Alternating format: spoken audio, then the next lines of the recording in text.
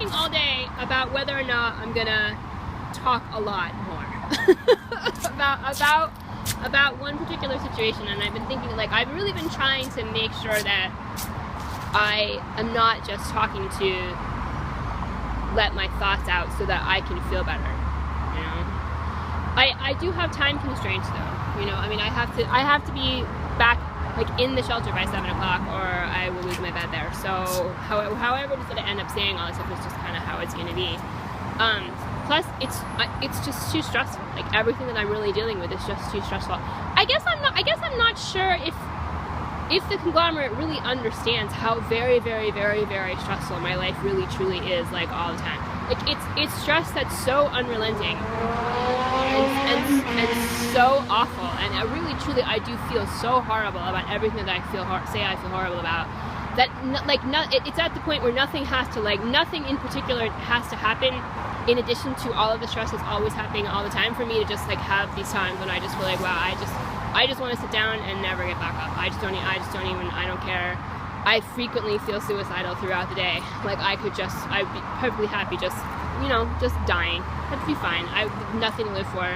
Like, no future that I want to have to get through. I just don't even care. It'd be fine. You know, I mean, I'm sure that I could find things to like about life still, you know, but what I've already been through and what I'm still going to have to go through, particularly because of the whole video thing, the voyeurism that I've been subjected to. I mean, it's unbelievable what I have to go through. And so, although I try to do the things that I need to be doing every day, even if it's just to take care of myself, it's very hard. It's very hard. So it's all way too stressful.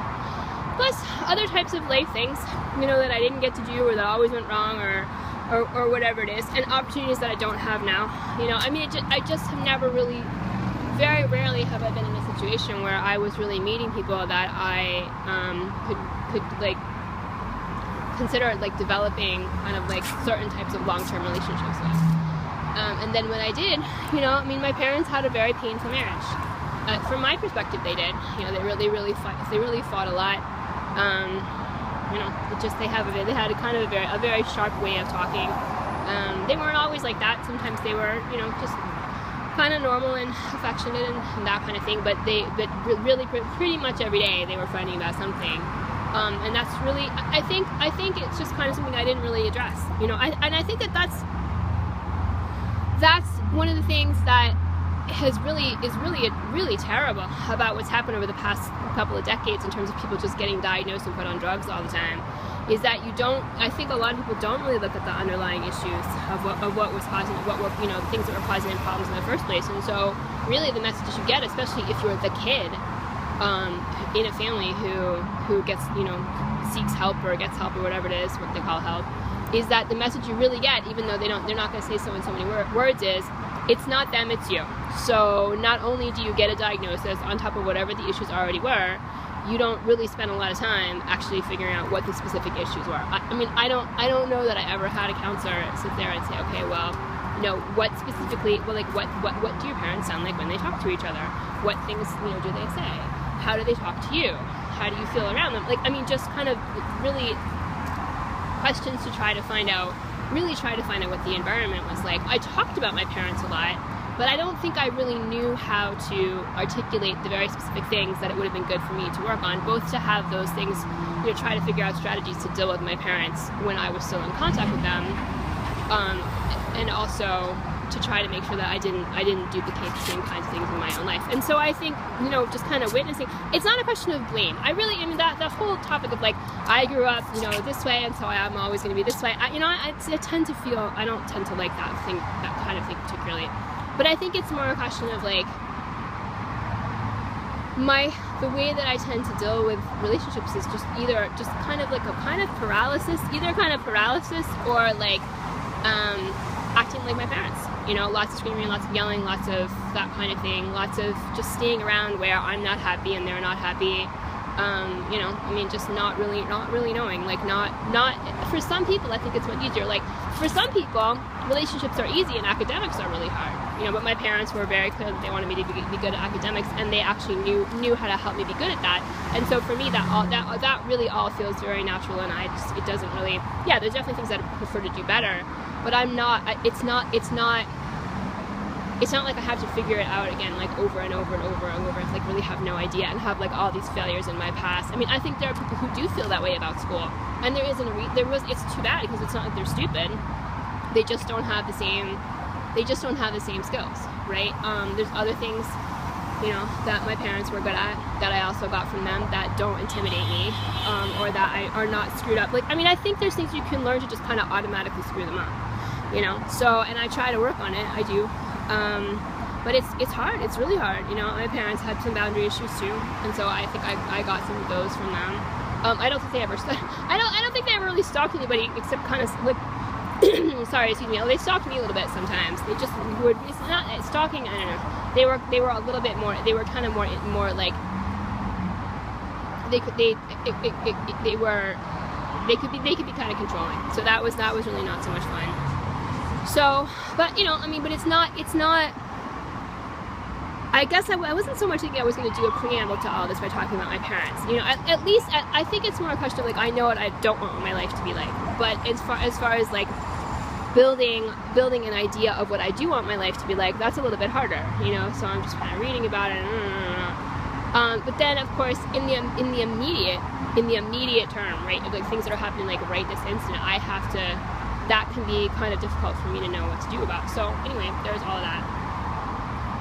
But anyway, so, and I've been wondering if I should say anything. Like, I haven't like thought out everything I'm going to say in this, but I was just wondering if, you know, should I say something? Should I say something? What should I say? How much should I say about this my latest celebrity issue, right?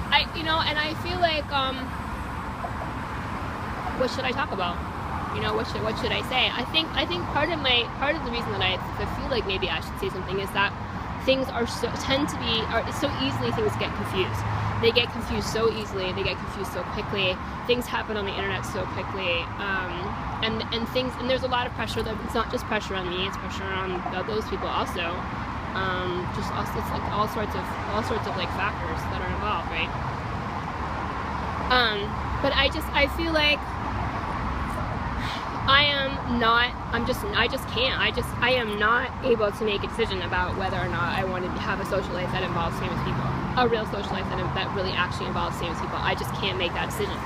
I can't, you know, like certainly at this time I just can't do it. I cannot do it. I'm really trying to make things work in a normal way as much as I can. I mean, being homeless is terrible. I hate it. It's awful. Everybody hates it. You know, there's things about it that I like. It's interesting. Surely it never really gets all that boring. You know, it can get boring occasionally when you just want to kind of like do normal fun things. You have to kind of find a way to do it. But there's always people around. You know, that's kind of nice. They're a little screwed up, but so am I. So you know, there's kind of various degrees of how screwed up they are.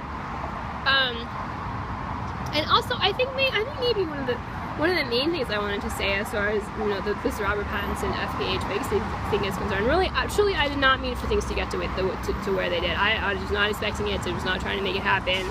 Feel bad about it. And the thing I guess I was thinking about the most today was like, I'm not looking for a way out. You know, I am not interested in trying to find a way to rationalize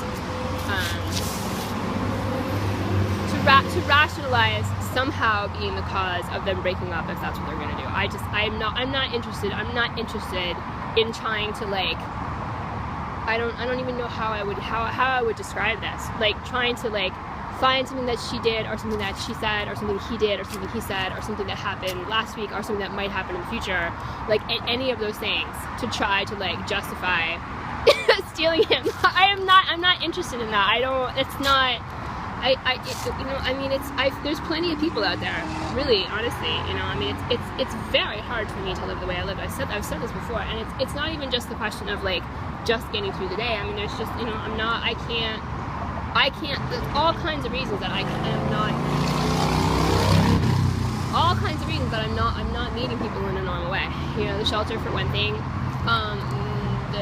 The part that I stay in is an all-female environment. I go to an all-female environment when I also go to a day shelter, and then, you know, which is better anyway, because you know, I have yet to meet a homeless man that I would want to date, right? And so it's not even a question of like, it's not just the question of the environment that I'm in. There's also all the other stuff that's happening around me because of the conglomerate. I mean, dating has the conglomerate. has turned dating for me into an unbelievably difficult and stressful and painful thing. I mean, if it already, I mean, not like it already was before, for all the reasons that I've just described. But I mean, the voyeurism thing is going to loom over me for the rest of my life. Then it's going to loom over anyone who ever even thinks about dating me. Many people are not going to want to date me because of it. And it's just made the whole thing just horrible. It's horrible. There are so many things, so many visceral things that are attached to somebody being the subject of voyeurism the way that I have been, that it's just, I mean, it's an unbelievable disaster. It's an unbelievable, like, permanent, personal disaster for me that's just never going to be over. And really, truly, all I can try to do is cope with it. And it's totally disgusting. The conglomerate has, like, ridiculed my saying, I know that all I'm ever going to be able to do is try to cope with this, because obviously I cannot make it go away. So, you know, and also, in addition to how it's just going to affect my ability to relate to people, I mean, it really makes me feel bad. You know, I'm really self-conscious. That lightheartedness that I used to have, at least to a certain extent, just being around guys in general, is something that I have to just kind of do from habit. And I'm always kind of aware now of my life in a way that is really painful and really awful and really depressing and really scary. Makes me really angry, makes me feel really helpless. I mean, you've just brought so many, the whole conglomerate has just brought so many unnecessary and horrible things into my life. So there's that too, you know, the question of trying to, like, meet other people. And then, but I think that happens also, like, when you've been in an abusive situation for a long time, kind of depending on what happens, you know, you can have trouble trying to meet other people. And also, I mean, if the conglomerate has tried to make people hate me, it's done that. It has tried to make people hate me. It has really succeeded a lot. And if people don't hate me, then they're terrified of being involved in my life, as anybody would be. You know, the social ostracization. I don't know if that's the right word. Ostracizing is very effective. It's a very effective way of hurting somebody. You know, and it's just, you know, so all of those things kind of add up. And I think people do get into a situation where, you know, if they've been in an abusive situation, they kind of, what happens to them is that the only people they end up knowing are the ones who were abusive to them in the first place, right? Or are sort of part of that same group of people. And it's, you know, and there's change occasionally. Sometimes there isn't. It goes all the way, you know, all the way back to the beginning frequently. But it can be kind of tough to walk away from what's familiar, right? So there's part of all of that stuff too. That was what I was thinking. I think primarily I just wanted to make sure that it was clear that I am not looking for something to use the justification, you know, for them to break up. I'm not doing that, you know. I mean, and as far as, like, what am I gonna say next? Certainly people get married at that age, you know. Certainly people he's almost 30 and she's 27, 28, something like that. People do get married. You know, it's not too young to get married. And I don't really know them, you know. I don't really know him. I know her even less. You know, I've never spent time with them. Don't really know them.